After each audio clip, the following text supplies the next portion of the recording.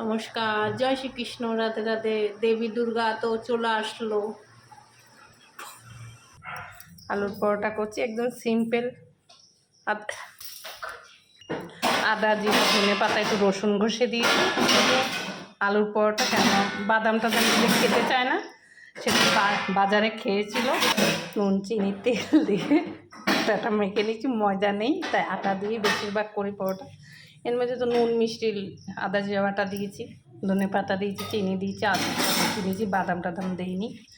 এখন পুরটা ভরবো।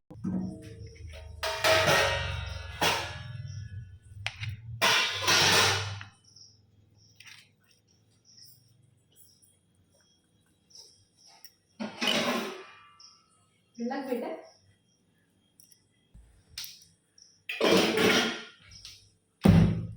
লিচি হয়ে গেছে।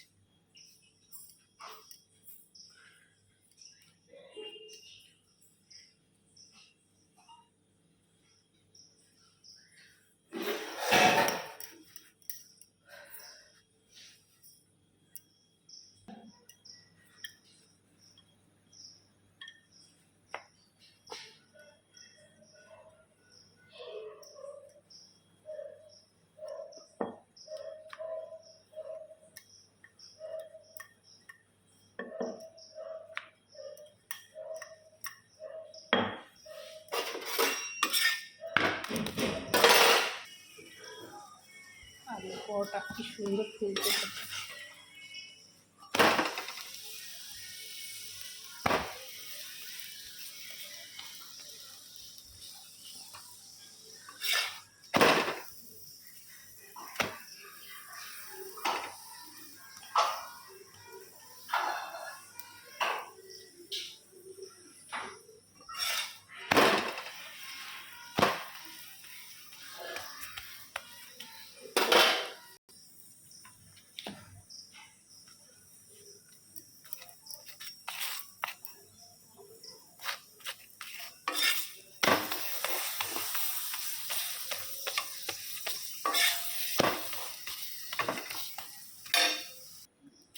তেমন কিছু করিনি, কষা মাংস করেছি, মাখন দিয়ে কষা মাংস করেছি।